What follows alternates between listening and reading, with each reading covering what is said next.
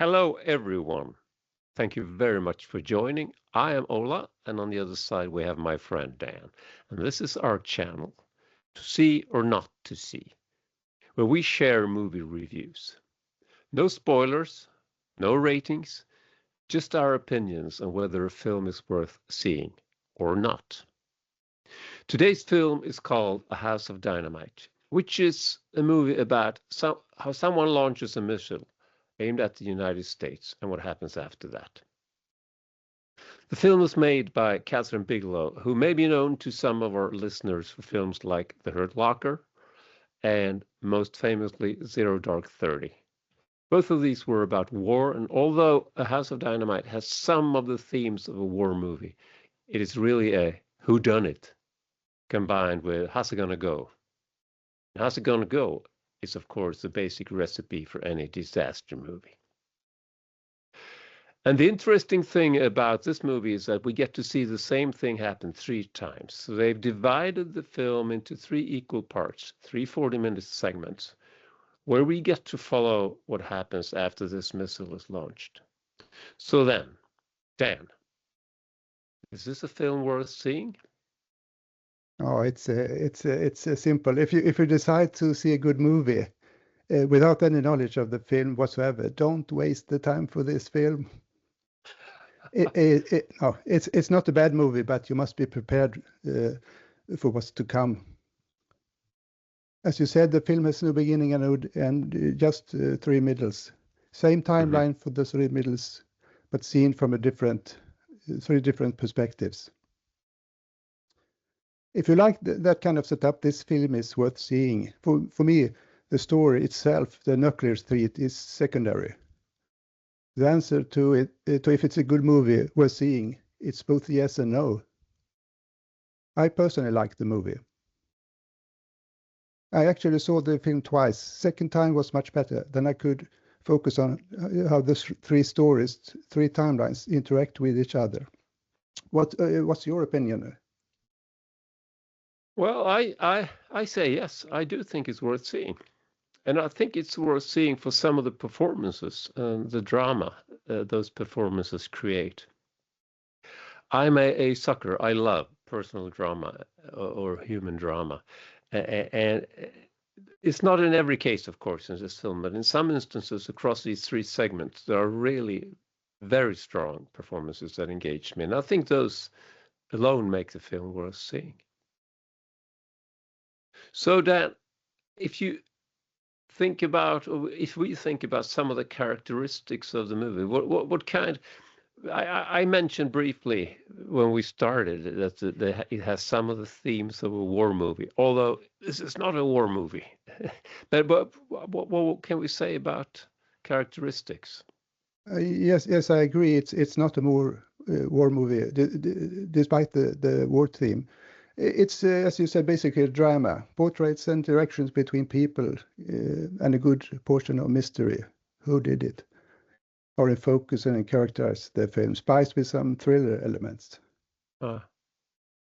What's more to say about the story, Ola? Well, we told you the story. It's really not mad, but someone launches a missile aimed at the United States, and we follow what happens. We've said that, and actually, we get to follow pretty much the same events 3 times from 3 different perspectives. But what happens when someone launches a missile? You will have a military part, or very likely you will have a military part. So we meet some military people and see how they deal with the situation.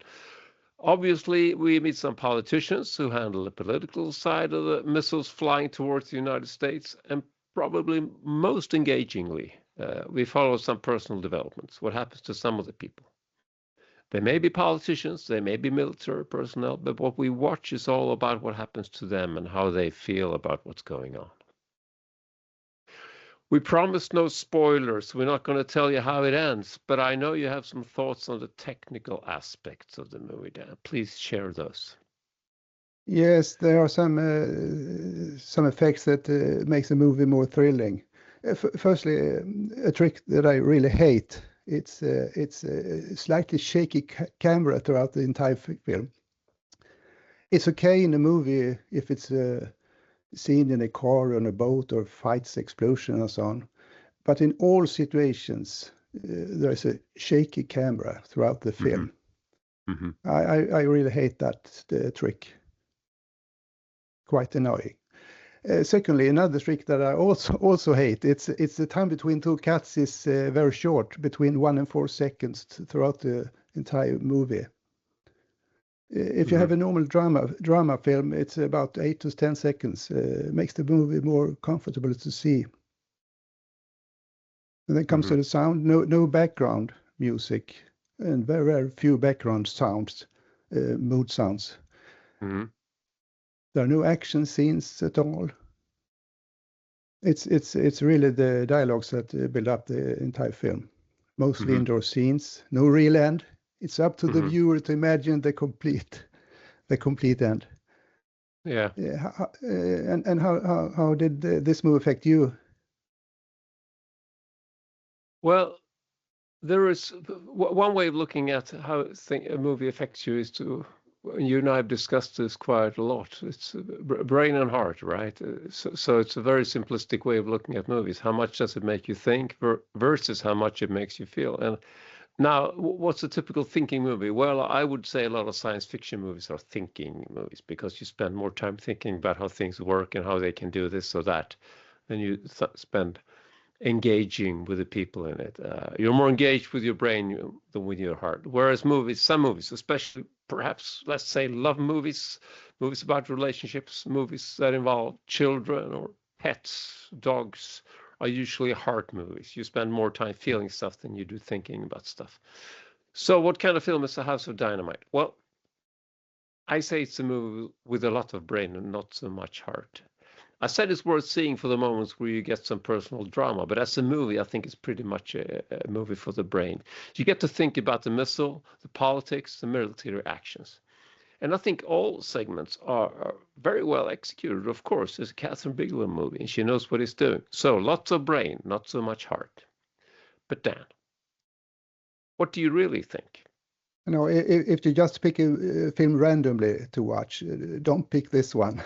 Hmm. It takes some time before to discover that the first middle has come to an end and the same story starts over again, but from a different perspective. It's Hmm. irritating and confusing if you're not aware of this and prepare for it.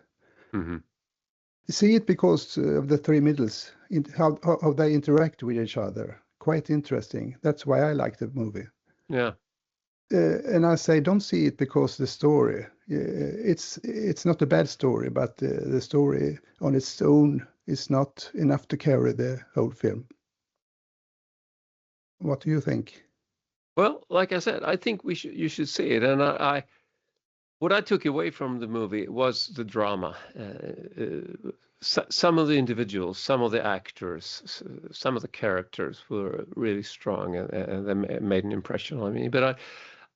I think you should see for that. But I also think, and I think you're touching on that, depending on where you come from. If you have some interest, if you like movies, and this tickles your imagination or your curiosity, I think the unusual structure could be a reason to see it. It forces you to keep track of where you are and what's going on. And once again, some of the performances are absolutely brilliant. So that's what I took away. For a general audience, do not see. It's my advice. So I think, Dan, this time we ended up with our channel is called To See or Not to See. So you say, should I see it or should I not see it? And I think our answer is yes. Okay. It depends, right? We don't agree. No, we don't agree, but you don't have to. Thank you very much, everybody. Thank you, Dan. Until next time. Thank you.